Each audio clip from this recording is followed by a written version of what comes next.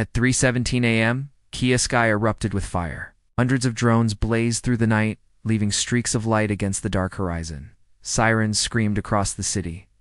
People ran from their homes, windows shattered under distant blasts. In that moment, the world seemed to hold its breath.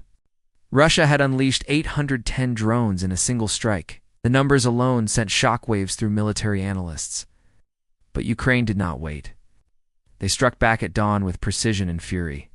Stay with us as we break down every detail of this attack and counterattack. Like this video, subscribe, and press the bell icon. The full story is coming next. The night before the attack, Kyiv was tense but calm. Intelligence reports had warned of increased Russian drone activity, but no one expected the scale that came. Over the past months, Russia had been testing new swarm tactics, sending hundreds of small drones to probe Ukraine's defenses. Kyiv, as the capital, holds more than politics. It is a symbol. Striking it sends a message. Military strategists call it a psychological target. Every missile, every drone, every alert is meant to shake confidence. For civilians, this meant sleepless nights. Air raid sirens were common, but fear was rising.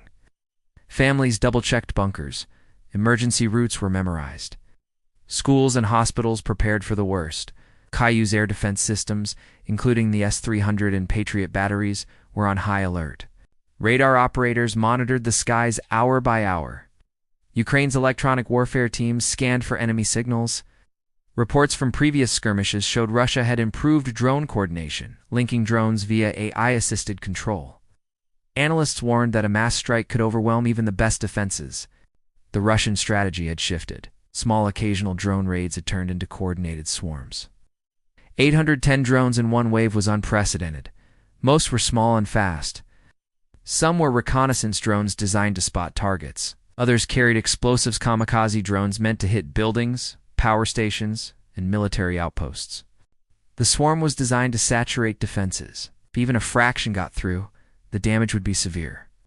Intelligence suggested Russia launched drones from multiple points along the front line. Some came from Belarus, others from occupied areas in eastern Ukraine. They converged over Kyiv in overlapping waves, creating confusion for air defense operators. Analysts compared the strike to a modern version of a World War II bomber raid, but faster, smarter, and harder to detect. Ukraine had prepared. Early warning systems were active, linked to both military and civilian channels. Mobile radar units had been deployed near Kyiv. Electronic jamming devices were in place to confuse incoming drones. Yet the city faced limitations. Large swarms are difficult to track. Single radar can detect hundreds of targets, but differentiating threats in real time is a challenge.